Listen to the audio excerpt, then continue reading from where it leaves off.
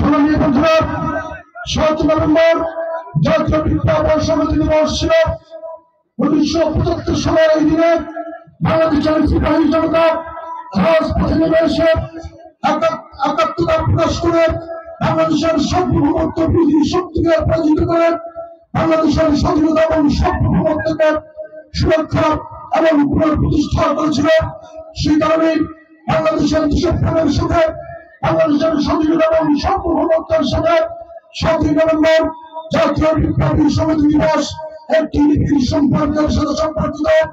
যদি আওয়ামী লীগ এই সার্বভৌমত্বের বিরোধী শক্তি হিসেবে ৭ই নভেম্বরের প্রয়োজিত শক্তি হিসেবে এই ৭ই নভেম্বরের জাতীয় বিপ্লব ও সংহতি দিবসকে তারা স্বীকার করে এবং যখনই তারা ক্ষমতায় এসেছে ৭ই নভেম্বরের স্বীকৃতি সরকারি ছুটি সহ সকল প্রকারের কর্মসূচিকে তারা বাতিল করে দিয়েছে। আমরা বর্তমান সরকারের কাছে আহ্বান জানাবো এবং ভবিষ্যতে বাংলাদেশ জাতীয়তাবাদী দল দেশ পরিচালনার দায়িত্ব করে আমরা ঘোষণা করছি যে ৭ই নভেম্বর জাতীয় বিপ্লব ও সংহতি দিবসের সরকারি ছুটি সহ সকল রাষ্ট্রীয় স্বীকৃতি পুনঃপ্রতিষ্ঠা করা হবে ইনশাআল্লাহ। সংগ্রামী বন্ধুরা, আপনারা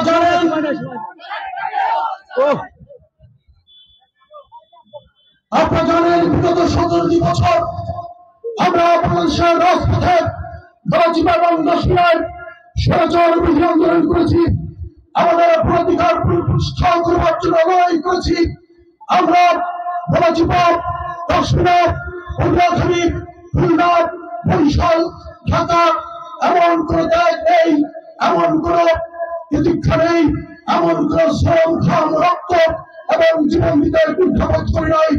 এই আন্দোলন করতে গিয়ে আমাদের প্রিয় নেতা আলহাজ সাজান খান সাহেব স্বৈরাচারের গুন্ডা বাহিনীর হামলায় মারাত্মকভাবে আহত হয়ে চিকিৎসাধীন অবস্থায় ১৩ দিন পরে তিনি মৃত্যুবরণ করেছেন।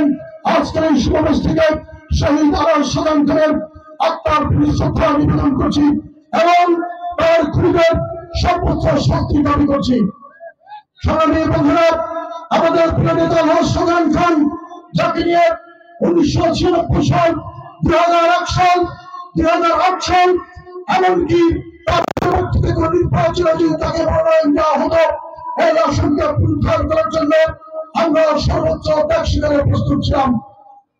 তার পরবর্তীতে আমাদের অপরাধ নেতা জনাব আলহাজ গোলাম মোস্তফা ভাই এই জনপদে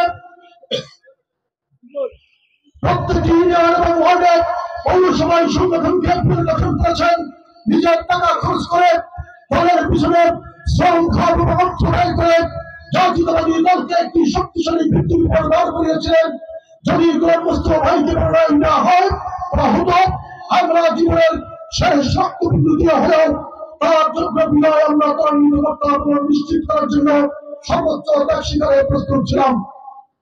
কিন্তু ২০১১ সালে আদর্শবাদ আওয়ামী লীগ থেকে বিএনপির সকল যোগ্য প্রার্থীকে উপেক্ষা করে এখানে আওয়ামী লীগের একজন সাবেক এমপি এনে মনোনয়ন দেওয়া হয়েছে। তিনি আমার অত্যন্ত ঘনিষ্ঠ একজন বড় ভাই।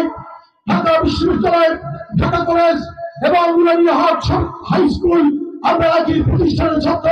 ব্যক্তিগতভাবে তার প্রতি আমার শ্রদ্ধা ন্যূনতম কোনো ঘাটতি নেই।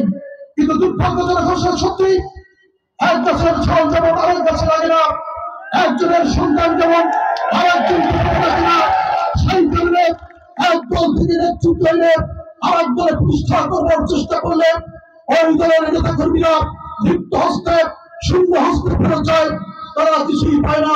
তার একটি প্রমাণ বলি,